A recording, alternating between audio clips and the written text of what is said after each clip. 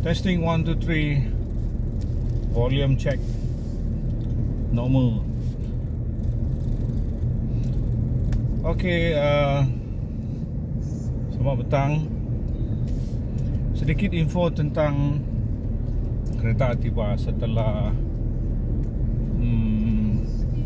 1000 km. 1000 km dan sekarang ni pergi kepada 2000 km. Beberapa panduan tips yang simple apa yang saya dapat rasakan sepanjang penggunaan kereta ini untuk perjalanan yang singkat.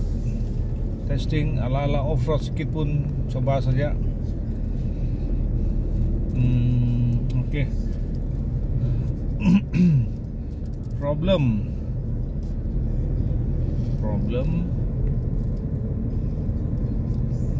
setakat ini macam tak ada problem lah. Satu sebab baru, tapi info-info yang saya kongsi juga banyak dari grup lah ya, grup-grup Ativa satu Malaysia. Ada juga yang kurang bernasib baik, khususnya setelah okey, tapi saya belum lah. Untuk 10,000 servis minyak, 10,000 servis minyak, nak kata ramai tak juga, tapi let's say 30-40% lah. Ini dari grup Ativa yang beri komen bahawa banyak leaking bila tukar minyak. Sampai ada yang bila dia dah servis pun bila dia tengok komen ramai pengguna, so dia pun terus pergi cek.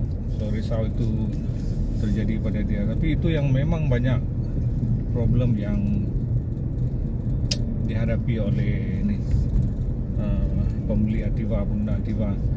Dan mereka juga macam geram sangat. Kenapa tak tukar saja supplier minyak Dua ni? Dah tahu macam tu, kenapa tak tukar saja dan sebagainya. Lepas tu satu info yang saya baca juga sebelum ini, korang belilah brand lain, Toyota ke,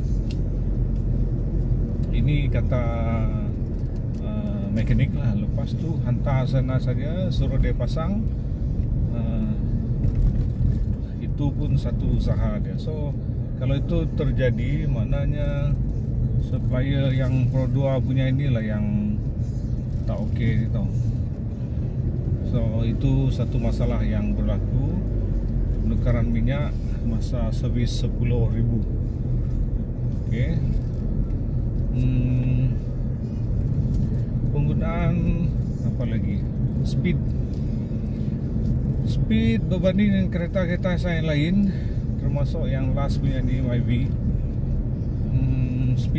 Safety speeding saya sekitar 80 tau. Dan beberapa kali pergi ke 100 km kelajuan dia. Tapi bila pakai Ativa ni, sedar tak sedar macam dah 100 tau. Terlebih sedikit. Itu yang safety speed yang saya rasa. Dan manakala bila perasaan saya macam dah laju, rupa-rupanya dia dah dekat 120. Itu pemanduan di Sarawak lah. Sebab sekejap-sekejap dah traffic light, sekejap dah bengkok, jalan pun tak berapa okey. So tak boleh lah nak laju sangat, mencilok-cilok. Itu berapa perbezaan dia lah. Kemudian lately baru saya rasa macam dia punya absorber ni bila dah selalu pakai, dia macam lembut sedikit. Masih boleh diterima jugalah. Cuma dia terasa lembut. Dia macam ala-ala kereta Hilux yang berat tu. Yang berat dia akan, ataupun Pajero ke apa, kereta yang berat lah. Dia macam berat. Jatuh dia tu macam berat. Slow macam tu. Itu saya kata lembut, tapi dia tidak melantun cepat. tidak melantun cepat. Itu yang buat dia macam okey. Dan kalau kita bukan jenis yang tukar modify sangat kereta, then it should be okay lah. Pakai saja macam biasa lah. Kecuali kita ni memang benda yang sikit pun kita nak ubah, nak tukar. Dan ramai juga di dalam grup yang tukar. Macam-macam mereka buat lah. Ada letak bawah tu, ada tukar spring, tukar spring yang banyak lah. Ada yang bagi keras sedikit. So itu terpulang semua khususnya kepada cara penggunaan kita. Kalau kita bawa barang berat ke, ringan ke, mungkin kita akan ambil apa ni, ambil kira benda-benda macam tu. But so far penggunaan biasa saya rasa masih sangat okey lah. Yang paling best dia sebab tinggi lah. Kita jumpa bumper ke, jalan yang tak elok ke, pergi off-road ke, memang tak payah nak risau. Sebab kalau kereta dulu tu memang dada dia bawah tu memang akan kena. So yang ini hentam sajalah. So saya beli Ativa X yang kosong punya. Tapi sebab mungkin kena personality lelaki lah kot, beli yang kosong, lepas tu tambah aksesori tu, itu minat dia. Di situ kepuasan saya rasa lah. Cuma saya ni taklah jenis melampau sangat sampai tukar rim ke ni ke. Saya belum sampai macam tu sangat lah. Saya masih biasa-biasa lagi. So beli kosong, tukar apa yang wajib. Misalnya media player ni, beli yang kita nak. Dan kamera pun saya rasa tak perlu sangat pakai, sebab dah terbiasa pakai kereta-kereta lama yang tak ada kamera. Jadi macam tak penting sangat. So sebab itu belum lagi letak kamera. Ini idle stop dia ni mungkin bagi setengah orang lah, termasuk saya juga, agak mengganggu lah. Sedar tak sedar tiba-tiba dia berhenti. Oh, lupa nak tutup. Itu sedikit mengganggu situ.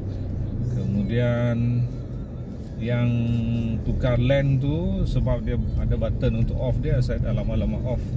Sebab dia macam membahayakan juga kalau kita tak biasa bawa laju, tiba-tiba steering dia tu tarik, boleh panik juga tu setengah driver. So saya offkan sajalah. Yang itu saya off. Mungkin kerana saya ni pengguna basic jugalah, saya tidak demand yang sistem sangat, dan sebab itu beli yang model X juga. Kemudian sistem yang di atas ni pun macam kalau tak ada pun tak apa, macam itulah. Sebab ada juga case yang ini dalam grup jugalah. Mungkin tidak banyak lah, mungkin ambil lah 5 macam tu ke case yang melibatkan sistem di atas ni macam mengganggu dan membahayakan. Sebab kita tak biasa lah kot. Ativa X dia tidak ada media control button. Dan saya fikir masa itu, kalau saya nak control button nanti, saya tukar je lah steering, beli ada control button. Tapi rupa-rupanya buka Shopee, rupanya mereka banyak jual pelbagai model media control button. So last saya belilah yang ala-ala macam yang ori punya, yang bulat tu. Saya letak sini, connect bluetooth, settle problem. Kita pun tak adalah sampai nak menekan banyak-banyak button di situ dengan fungsi dia semasa driving. Cukuplah paling ni control up down next, itu je yang utama. So banyak juga model-model yang lain, tapi dah terbeli ni biarlah dulu pakai inilah. Tak perlu tukar model lain. Tapi kalau kereta manual korang rasa perlu kontrol macam tu, beli je. Dia pun agak murah di Shopee, sekitar 30 macam tu, 30-40 kan. Dia banyak model lah. Kemudian yang saya rasa lah, side mirror dia ni bagi saya macam agak kecil lah berbanding dengan kereta-kereta lain yang drive sebelum ni.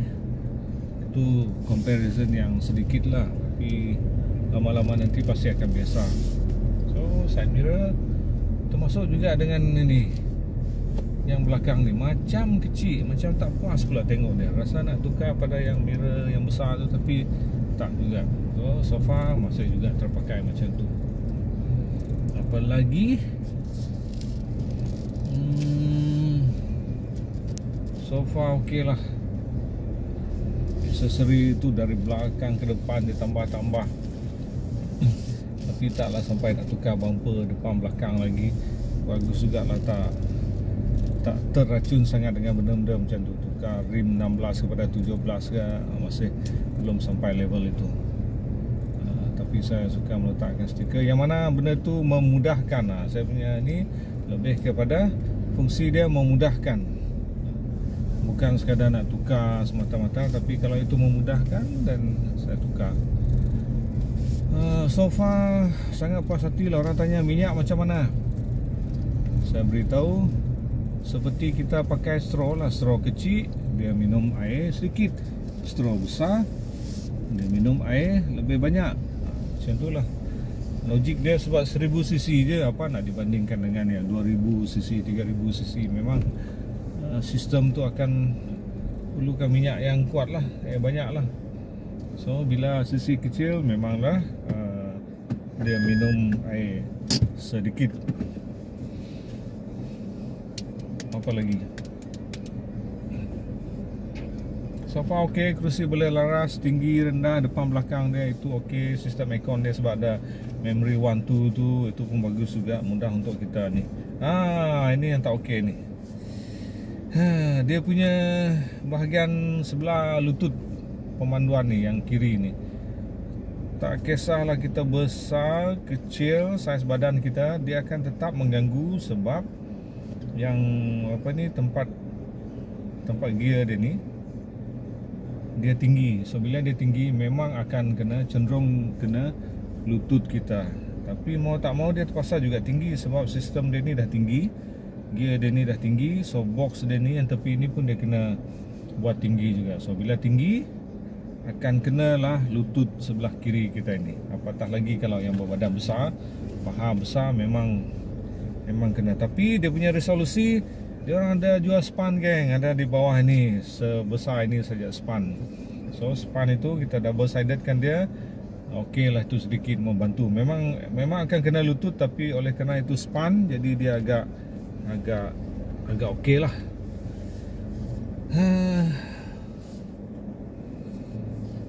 So far so good. Saya fikir macam mana nak meletak kamera yang boleh rakam tanpa saya letak handphone di depan. Saya pun kena fikir lagi. Beli apa? Kamera kecil yang boleh merakam ke belakang saja, supaya kalau pergi ke lokasi baru, vlog, simple vlog ke, boleh ambil video, tak payahlah guna handphone ke depan belakang dan sebagainya. So itu belum jumpa lagi, saya belum mahir lagi sistem-sistem macam tu. Kalau dia boleh rakam agak lama ke depan, masuk dalam dia punya memory card, dan mungkin akan beli in future lah. Okey. Yang ini lagi, kalau korang tahu nanti tolonglah, ini untuk Model X ya. Dia punya pintu ni 20 km itu bolehlah, dalam sistem dia kita boleh set, dia akan lock. Tapi bila kita nak unlock dia tu, kalau orang nak keluar kiri kanan belakang, dia nak keluar secara sendiri, buka pintu itu sendiri tu, itu yang susah sikit. Dia kena buka itu sendiri. Kalau button sebelah kanan ni, dia tak dapat buka semua pintu. Kena juga tekan yang satu ni di sebelah kiri ni, sebelah handbrake ni. Kena tekan itu semua untuk buka pintu, ataupun kena matikan enjin baru dia akan buka semua pintu. So kalau orang nak membeli barang ke, nak berhenti sekejap ke, buka sekejap, dia akan terpaksa buka pintu dia secara sendiri. Itulah. And then yang buka pintu dia ni, dia sebelah kiri. Kalau dia di sebelah kanan kan lebih elok tu, cenderung, ataupun di depan macam kereta Myvi yang lain kan. Di depan je ni kita memang akan tengok. Ini kalau orang tak biasa ni, dia memang tercari-cari mana button ini dan sebagainya. Okey. Yang best dia lagi, dia punya gear manual yang automatic. Automatic dia ialah turun gear. Tapi yang manual dia ialah kita naikkan gear, naik gear. Lepas tu kalau kita slow, turun bukit dan sebagainya, dia akan turunkan gear tu automatic. Bagusnya di tempat yang tinggi supaya kita tak guna auto, manual ni akan bantu brake. Jadi brake kita pun taklah bau hangit saja nanti. Itu satu hal yang menarik dan dengan apa ni, sistem gear manual dia ni. Saya Goodyear, tapi kalau yang 17 tu dia pakai apa pula dah, lupa pula saya. Kalau yang model X ni dia guna Goodyear. So far grip okay.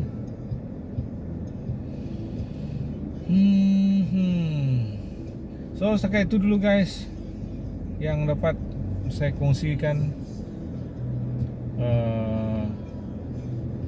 Ada juga satu benda ni, kalau nak pergi, ini yang disarankan pada saya lah, kalau nak pergi ke mana-mana agensi nak beli kereta, pastikan korang fokus juga kepada introducer. Sebab duit yang diberikan tu boleh juga dipakai untuk buat yang booking dan sebagainya nanti, daripada dibiarkan begitu saja. Ini ada customer lain lah yang beritahu saya pula tak terfikir pasal tu. So kalau ada sebarang komen situ nanti bolehlah apa-apa nasihat dan sebagainya. So bila saya tahu sekarang orang nak beli, saya pun inform tentang ni, supaya bolehlah benda tu sikit memberi apa ni, jimat untuk pembayaran peringkat awal dan sebagainya. Okay guys, thank you very much. 17 minit ni bolehlah perkongsian tentang Activa. Ini tak ada teks, memang nak kena dengar saja. Nanti selepas ni kalau ada apa yang saya rasa okey tak okey lagi, akan di-share lagi lah pada masa akan datang. Dan handphone ni sekarang ni saya beli satu phone holder yang saya lekat di cermin. Ini baru sampai, lalu saya beli. Sekarang dia lekat di cermin. Sebelum ini saya lekatkan di dia punya yang belakang ni, cermin di atas ni, apa pula yang tunjuk ke belakang tu, saya guna tu. Yang ini betul lah dah. Yang ini part ini dia lah kurang sikit, sebab benjolan cermin kita itu memaksa dia macam tidak firm tau, tidak fit. So kalau kita letak tu kan dia akan macam ni sajalah kalau kita kena buat dah. Okey, tapi dia rakam guna ni okey lah, dia rakam ke depan. Tapi bila saya beli yang ini, dia lekatkan di cermin ni, dan beli dia punya adapter tu yang selalu kita guna monopod tu kan, yang hujung dia tu, beli yang besar ni tu, phone holder tu, connect dia kepada yang di tingkap ni. So dia saya cubalah sekarang ni, tengok dia sangat bergoyang ke tidak. And then of course tengok handphone kita juga. Handphone kita ni jenis yang anti-shake ataupun tidak, yang elak gegaran. Kalau benda tu tak ada, memang letak di kereta pun memang bergoyang saja geng. So bila kita letak ni anti-shake ni, dia akan sangat membantu. Dia tidak akan bergegar sangat. Okay, so ciao. Thank you very much for watching. Apa-apa komen saja. Thank you.